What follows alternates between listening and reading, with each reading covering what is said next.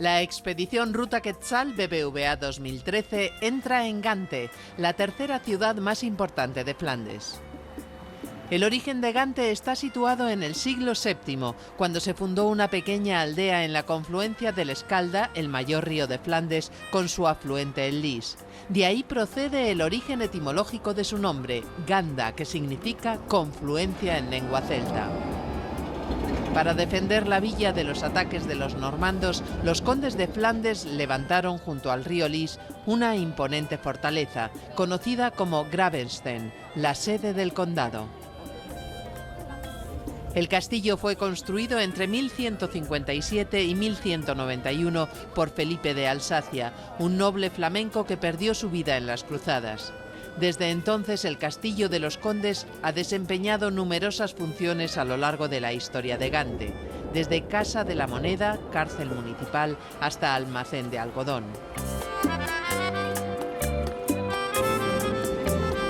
En plena Edad Media, Gante era más grande que Londres y rivalizaba con París por la afluencia de mercancías y géneros. El sistema de canales representaba verdaderas autopistas para los comerciantes y vendedores que traían sus mercancías directamente hacia el Mar del Norte.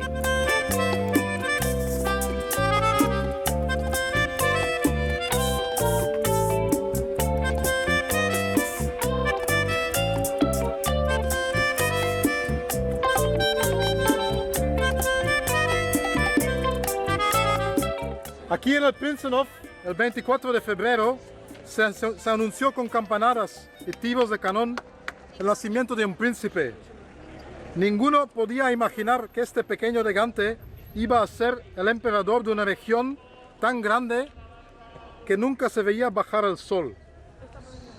Al escuchar del nacimiento de este primer heredero masculino, todos vinieron aquí para saludar al duque de Philip. El pequeño Carlos se bautizó con mucha grandeza en la iglesia de San Juan.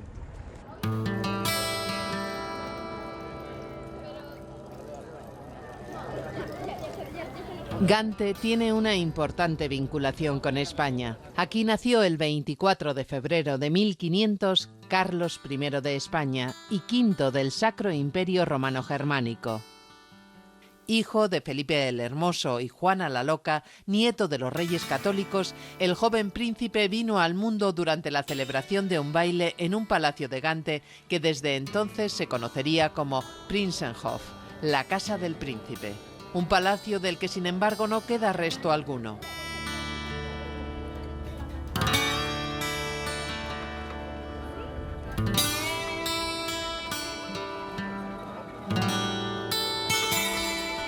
Su madre, la archiduquesa Juana I de Castilla, comenzó a sentir fuertes dolores en el vientre.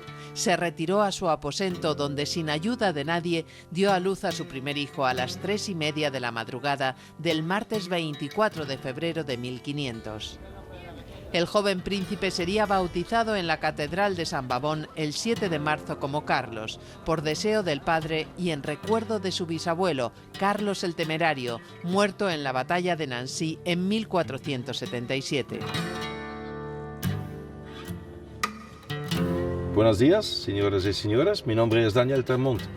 Soy el alcalde de la ciudad de Gante, en Bélgica. Estamos aquí en una antigua abadía y es la abadía de St. Peters. En algunos minutos vamos a ver los jóvenes del grupo que están aquí y pienso que estamos muy contentos que podemos decir buenos días y bienvenido a los jóvenes españoles que están aquí. Gante, pienso, es una ciudad muy bien para visitar porque es aquí en Gante que en el año 1500 Carlos V nació, pero después Carlos V estaba venido aquí también en el año 1549 para castigar los gente de Gante porque no quieren pagar los impuestos que Carlos V ha preguntado de la gente de Gante.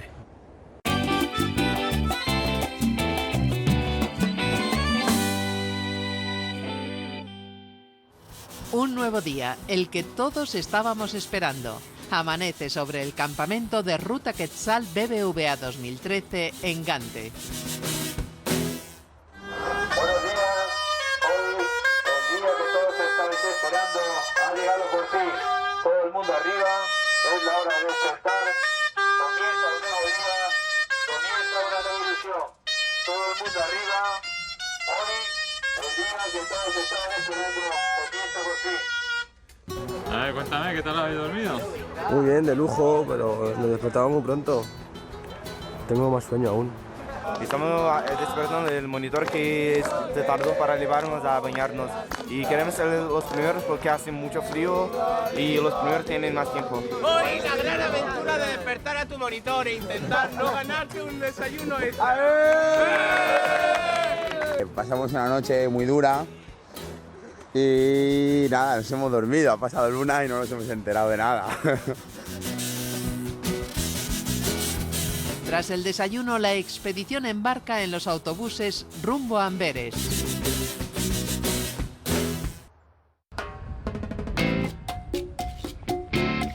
Situada apenas a 50 kilómetros de Gante, Amberes es la segunda ciudad más importante de Flandes gracias al río Escalda. Su puerto está considerado el más importante de Europa después de Rotterdam. El puerto de Amberes es el centro de distribución de innumerables recursos para la industria, la construcción y la alimentación. Gigantescas grúas se levantan para el traslado de los contenedores que llegan y son enviados a todos los lugares del mundo. Aquí trabajan 55.000 personas. Estamos aquí en el puerto de Amberes, el segundo puerto de Europa.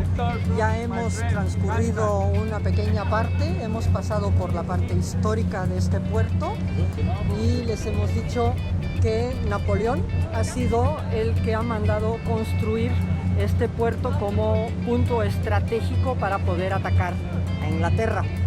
Este puerto, por los grandes niveles de marea que hay en el río, está construido totalmente en diques secos, en dársenas. Desde el puerto de Amberes se reparte por Europa, tanto por camiones o por vía férrea. Atrás de mí ven ustedes la gran especialidad del puerto de Amberes, que son los contenedores. Hay más de 2,5 kilómetros de muelle con contenedores. El puerto petroquímico es el segundo a nivel mundial y la superficie total del puerto de Amberes es de 135.000 kilómetros, quiere decir más que la ciudad de París.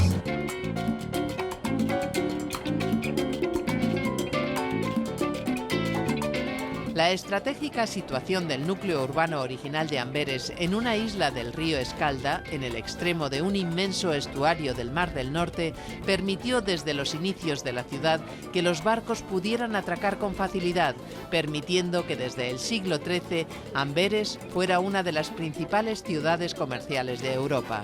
Pues estamos en el puerto de Amberes, que es el segundo más importante de Europa y el sexto del mundo. Por delante está el de Rotterdam y detrás el de Algeciras de España. Y ese, aparte de ser el segundo más grande de Europa, es en superficie el más grande del mundo. Aquí hay muchos barcos y contenedores que vienen desde China, pasando por el Canal de Panamá o de otras zonas de Asia, para traernos sus productos y que así los tengamos aquí en Europa. Después de conocer el Canal de Panamá y haber sido testigos del intenso tráfico marítimo internacional que se concentra en su canal interoceánico, entendemos muy bien la enorme importancia comercial del puerto de Amberes, cuya profundidad permite la navegación de barcos mercantes de gran calado.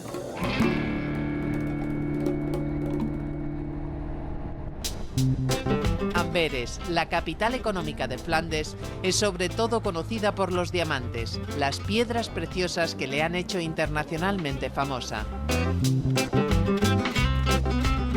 Desde el siglo XIII, las capitales del norte de Europa mantenían una línea comercial con Oriente a través de Venecia, a donde llegaban los diamantes procedentes de la India.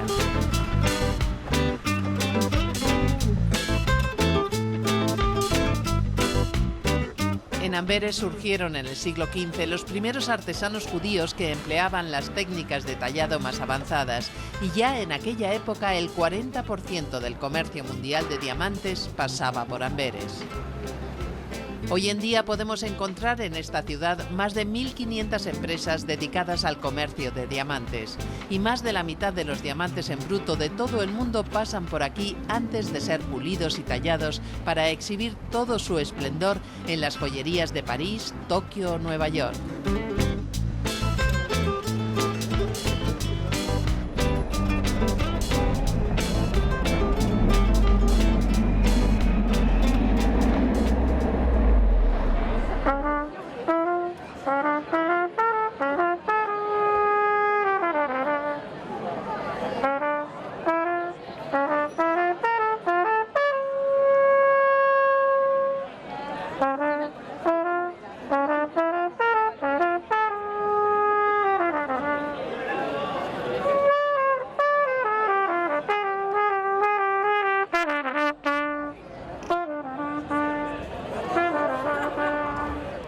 ¿Qué te parece la catedral? Pues me parece una catedral increíble, es inmensa, con un montón de detalles, un montón de relieves, y me parece algo espectacular que lo haya podido hacer el hombre. Es increíble, sin palabras.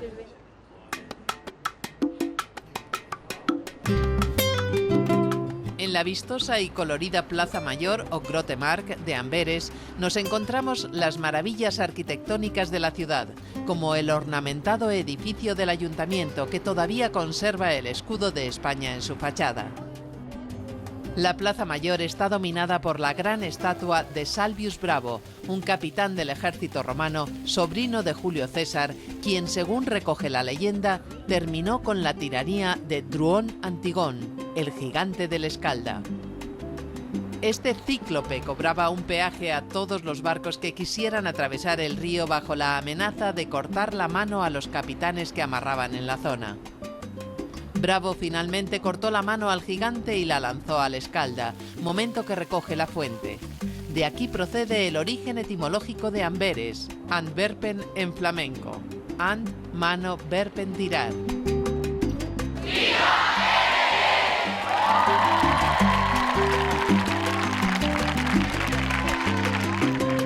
Siguiendo la estela histórica del emperador Carlos V, conocemos que en 1520 fue aquí en Amberes donde con solo 20 años el joven príncipe hizo su imponente entrada triunfal en la ciudad como señor de los Países Bajos. Las relaciones con España han dejado su impronta en la idiosincrasia de los habitantes de Amberes, que tienen fama en todo el país de altivos y orgullosos y se hacen llamar Sinjoren, que procede del vocablo castellano señores. Amberes es una ciudad que está muy unida a su río, que es el Escalda. En Amberes, todo amberino que nace dentro de las murallas españolas tiene el título de señor. Señor en flamenco, que viene de la palabra, como ya os he dicho, señor en español. En Amberes también conoceremos la historia del humanista español Francisco de Encinas, autor de la primera traducción del griego al castellano del Nuevo Testamento. Nacido en Burgos en 1518 y educado en Flandes, logró publicar en 1543, aquí en Amberes, el Nuevo Testamento en castellano, pues como señala él mismo en su dedicatoria al emperador Carlos V, la nación española es la única en Europa que no conoce el bien de una traducción del Nuevo Testamento, mientras que la lengua española es la más hermosa de las lenguas bárbaras. Encinas pudo entregar personalmente una copia del libro a Carlos V en Bruselas. Pero la publicación de esta traducción infringió el derecho exclusivo de la Iglesia Católica sobre la exégesis de las Sagradas Escrituras, es decir, la interpretación crítica y completa de la Biblia. Solo podía publicarse en una versión canónica en latín vulgar, la Vulgata. En el siglo XVI, la traducción de la Biblia a las lenguas nacionales no era solamente impedida y estrictamente controlada, sino que también era perseguida por ser considerada la base de la herejía. El 13 de diciembre de 1543, Encinas fue arrestado y encarcelado. El Nuevo Testamento fue confiscado y destruido, aunque algunas copias escaparon de las manos de las autoridades y se han podido conservar para la historia.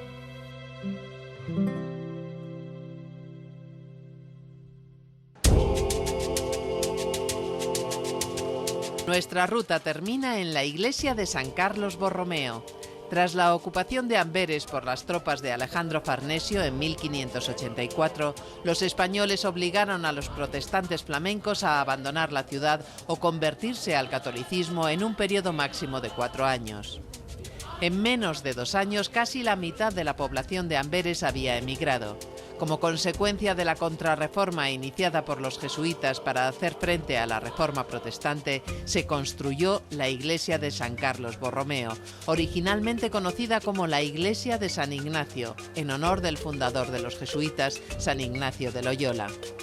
La iglesia fue construida por un jesuita, el médico y matemático François d'Aguilon. El interior de la iglesia comenzó a construirse en 1614 y se concluyó en 1621, inspirado en la iglesia de Jesús de Roma, la principal iglesia de los jesuitas.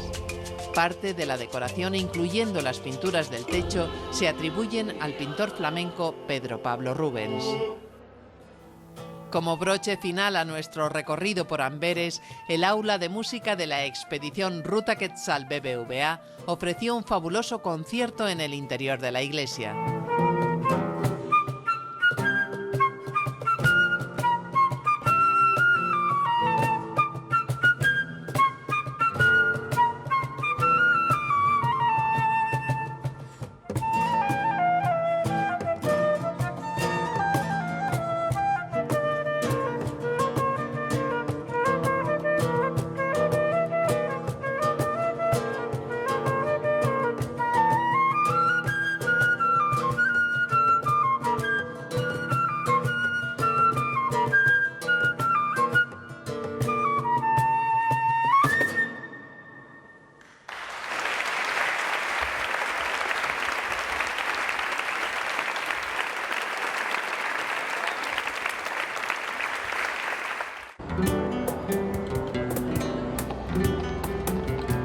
El siguiente destino de la expedición es Brujas, conocida como la ciudad de los canales. El nombre de Brujas procede de la palabra celta brigia, que significa embarcadero. La conexión con el mar fue el origen del crecimiento comercial de Brujas en la Edad Media. El condado de Flandes, fundado en el año 862, incluía en sus inicios solo el territorio de Brujas. Balduino I, Brazo de Hierro, primer conde de Flandes, estableció su residencia en un castillo dentro del recinto amurallado levantado para proteger la ciudad del ataque de los vikingos. En el siglo X, a la ciudad fortificada se le añadió un puerto, el enclave que la convertiría en un centro comercial internacional y que le proporcionaría acceso directo al mar, conexión que fue el origen del crecimiento de Brujas. Durante la Edad Media en Brujas podían encontrarse productos de Inglaterra, Holanda, Borgoña, Picardía y buena parte de Francia. Hasta aquí llegaba el ámbar prusiano, la cerveza de Hamburgo, las pieles rusas de Novgorod, la madera y el bacalao noruegos. Numerosos comerciantes españoles viajaron a Flandes y formaron en Brujas una importante comunidad, y a ellos se sumaron los soldados de Carlos V. Muchos se quedaron y actualmente hay familias en Brujas de clara ascendencia española: los Ayala, Béjar, Pérez o Manrique. Brujas fue una encrucijada económica y cultural, la ciudad más internacional de Europa que los expedicionarios de Ruta Quetzal BBVA 2013 están a punto de descubrir. La visita de los ruteros comienza en el Hospital de San Juan, fundado en el siglo XII y uno de los más antiguos de toda Europa. El hospital cuenta con más de 8 siglos de historia de monjas y hermanos cuidando a peregrinos, viajeros y enfermos en dirección a Santiago, Roma y Tierra Santa. Sus salas medievales y la iglesia albergan una impresionante colección de archivos, instrumentos médicos y obras de arte. Enfrente de nosotros aquí es el hospital más antiguo de Europa. El hospital fue construido probablemente en el año 1100, más o menos. Y el edificio más antiguo es enfrente de nosotros. Es en estilo románico. Mira las ventanas, son totalmente en madera, porque no tenían los vidrios en ese tiempo. La iglesia de Nuestra Señora de Brujas se construyó en el siglo XIII en el lugar que ocupaba una iglesia románica anterior. En el espacio del coro, detrás del altar mayor, se encuentran las tumbas de Carlos el Temerario, último duque de Borgoña, y de su hija, la duquesa María de Borgoña. El interior de esa tumba guarda un tesoro, una pequeña caja de plomo en la que está el corazón de su hijo, Felipe el Hermoso. En aquella caja negra del fondo se encuentra el corazón de Felipe II el Hermoso. Ha sido conservado acá y se le ha extraído. Igual se puede observar en las pinturas las imágenes donde se encuentra la representación de él y su corazón de fuera. Felipe, como su madre, también murió joven y también se convirtió en un personaje de leyenda al protagonizar una intensa historia de amor y desamor con su esposa Juana la Loca. Felipe murió en España, en Burgos, cuando solo tenía 27 años y acababa de ser nombrado rey consorte de Castilla.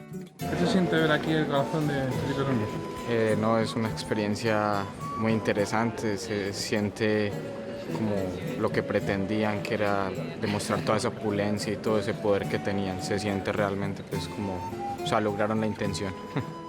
La pieza del altar de la larga capilla en el pasillo sur alberga el tesoro artístico más famoso de la iglesia, una escultura de mármol blanco conocida como la Madonna de Brujas, creada por Miguel Ángel alrededor de 1504.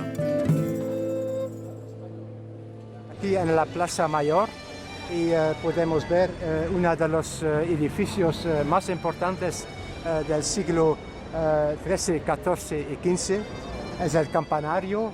El campanario fue construido por los gremios para mostrar su poder y para mostrar su riqueza.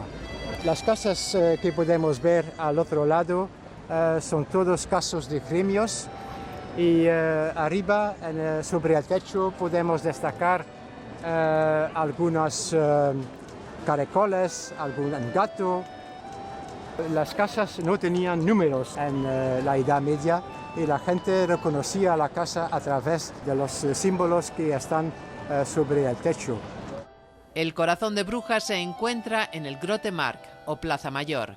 Durante 8 siglos, entre los años 1200 y 1983, en esta plaza se han celebrado mercados, torneos y desfiles, y aquí también eran ajusticiados los condenados a muerte. En el centro de la plaza, 2 estatuas recuerdan a 2 héroes que lucharon contra los franceses en 1302, Jan Breydel y Pieter de Koninck.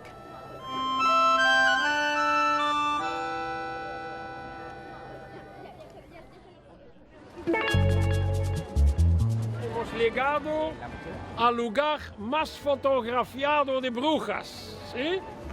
Con el canal, los barcos, las fachadas restauradas a la izquierda, fachadas medievales del siglo XIII, y con el campanario al fondo. ¿Qué te parece Brujas? Pues me parece como un cuento, estar por las calles aquí, es que es precioso, es que ir pasando por las tiendecitas con bombones, por los canales llenos de cisnes, es una pasada, es como estar en un cuento. A mí me parece una ciudad bastante interesante en sí, se parece a las demás, pero que tiene cierto encanto, y es que además, entre todo el ambiente, todo el turismo, todas las tiendas de chocolate y de todo, apetece estar aquí y con muchas ganas. Pues la verdad es que me está gustando mucho esta ciudad. Hemos visitado Bruselas, Amberes y Gante, y de todas esta es la que más me gusta. Hay mucha arquitectura así antigua y estoy encontrando Brujas una ciudad bastante interesante. Está muy bonito y aparte nos están enseñando toda la cultura de Brujas y lo que se hacía antiguamente en Brujas, como la producción de lana, de cerveza y todo eso. Uy, está muy bonito, muy interesante. Es como de cuento. Además todas las casitas son bajas y con unos tejados que van escalonados, es como un pequeño castillo. En el histórico edificio del antiguo Hospital San Juan, los expedicionarios conocen al anfitrión de Ruta Quetzal BBVA en Bélgica, la Cámara de Comercio de España en Bélgica. Las cámaras de comercio pueden dar consejos, pueden abrir posibilidades por los contactos, por los socios que forman parte de la Cámara. La Cámara en sí puede dar posibilidades de acceso para realizar periodos de prácticas, y ahí estamos limitados lógicamente por ley, por decirlo así, ¿no?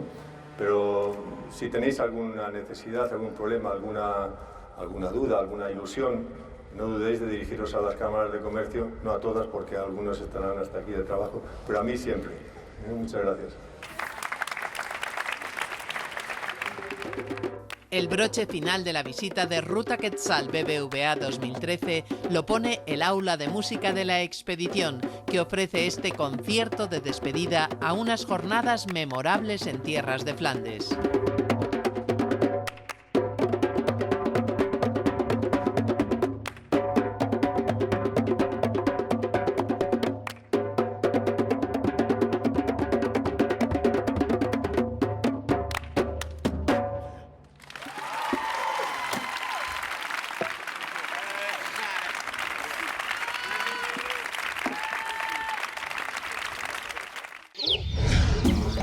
La Ruta Quetzal.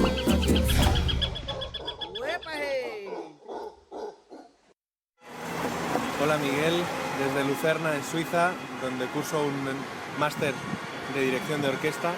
Te mando un fuerte saludo y el agradecimiento por tanto que nos has ofrecido y nos has enseñado, tanto sobre la cultura, sobre el mundo y sobre las personas que lo pueblan. Os mando a todos apenas a unos metros de la iglesia de los jesuitas aquí en Lucerna. Un fuertísimo abrazo y hasta pronto.